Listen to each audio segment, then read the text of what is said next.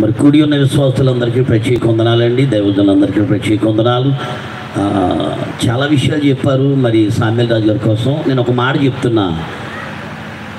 ఒకవేళ సామ్యుల్ రాజు గారు బ్రతుకుంటే యేసుప్రభు కొంకాపల్లి వచ్చి కొంకాపల్లిలో ఉన్న గ్రామస్తులందరినీ నిలబెట్టి ఒకసారి మీకు ఇష్టమైన వాళ్ళు గుర్తించండి అని ఒక టైం పెడితే యేసుప్రభు వారు నిజం చెప్తే సామ్యుల్ రాజు గారిని చూసి ఈయన నాకు తెలుసు అంటారు.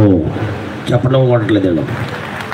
మీరు ఎవరు ఆయనకు తెలియదులే కానండి, సామ్యుల్ రాజు గారిని మాత్రం ఖచ్చితంగా ఈయన నాకు తెలుసు అంటారు. ఎందుకు ఆ మాట యేసుప్రభు వారు అంటారంటే,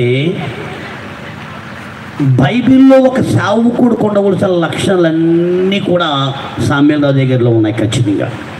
మరి నీతిమంతుని జ్ఞాపకం చేసుకోవడం మంచిది మంచిదని మనం కుట్టుకోవడం ఇందాక నుంచి కొట్టేసుకుని చెప్పి వెళ్ళిపోవడం కాదండి. కనీసం ఆయన లక్షణాల్లో ఒకటైనా మన సేవక హృదయాలు పనిచేస్తే మంచిదని నేను అనుకుంటున్నాను. చాలామంది తండ్రి చనిపోయిన తర్వాత బతుకున్న ఇప్పుడు కూడు పెట్టరండి, అని చచ్చిపోయినాక మటనీ సౌండ్ పెడతాడు వాడు గొప్పకి. సో మనందరూ గొప్పగా ఆయన కోసం చెప్పడం కాదు, కానీ ఆయనలో ఉన్న సద్గుణాలు ఖచ్చితంగా మనం కలిగి ఉంటే ఆయనకి అర్పించే నిజమైన నివాళి. నేను ఒక మాట చెప్పి ముగిస్తున్నా. ఆయన కొన్ని ఉద్దేశాలు కలిగి ఉన్నారు. ఆ ఉద్దేశాలు ఆల్రెడీ ఎస్తేర్ గారి జీవితంలో ఆల్రెడీ ఫుల్ఫిల్ అవుతూనే ఉంటున్నారు డైరెక్ట్గా. నిజంగా ఈ మధ్య చాలా చోట్ల ఆమె స్టేజ్ మీద కూర్చోడం, మేము కింద కూర్చోడం అంటే ఇది గొప్ప కాదు, కానీ అది గొప్ప ఆశీర్వాదం. చాలా దూర ప్రాంతాలు వెళుతుంది. అంటే ఒకసారి ఇప్పుడు అక్క అంది, నేను ఇది ఈ బాధ్యతలు చేయగలనా తమ్ముడు అని నాకు చాలాసార్లు ఉంది. అప్పుడప్పుడు కళ్ళ గంట ఉంటుంది అక్క, నాకు చెప్తూ ఉంటాము నాకు ఈ కళ వచ్చింది అంటుంది. నేను నా భావాన్ని ఏదో నేను చెప్తూ ఉంటాను. సరే ఎనివే నేను ఒకే మాట చెప్తాను అక్కగారు, సామ్యుల్ రాజు గారు తీసుకున్న బాధ్యతలన్నీ మీ భుజం మీదకి వచ్చినాయి. మీరు ఒంటరిదాన్ని భయపడకండి.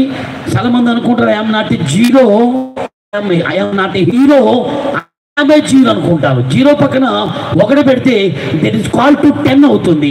సో మీరు జీరో కావచ్చు, మీ పక్కన ఒకటనగా మీకున్న అజ్ఞానము శక్తి దేవుడు.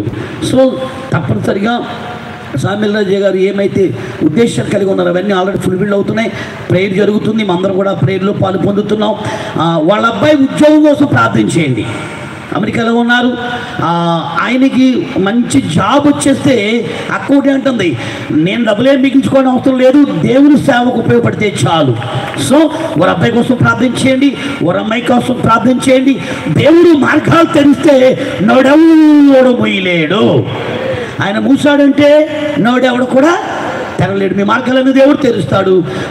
హ్యాపీగా ఉండండి, ప్రార్థన పూర్వకంగా ఉండండి. నేను సేవకుడిగా మీరు చెప్పే మాటలు ఇవే. దేవుడు మన జిఎల్జీ మినిస్ట్రీని ఇంకా బహుబలంగా దేవుడు ఆశీర్వదించును గాక. Thank you. Praise Lord. దేవునికి స్తోత్రం కలుగును గాక.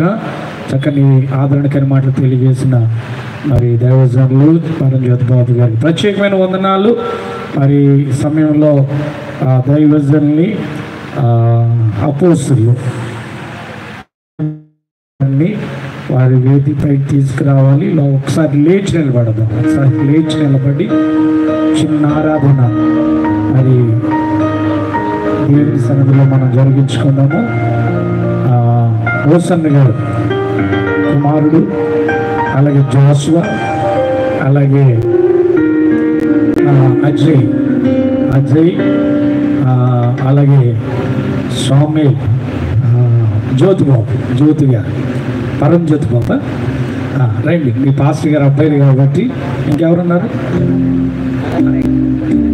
మధు ప్రైజ్ పాస్టర్ గారు పాడపై నిలబడండి. అలాగా పాస్టర్ గారు అబ్బాయిలు రండి. ఒకసారి మీరు నెక్స్ట్ తరం కదా, నెక్స్ట్ జనరేషన్ రండి.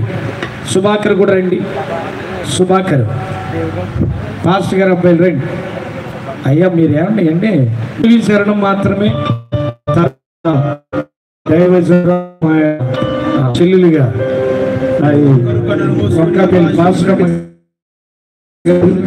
ప్రార్థన. ఓకే,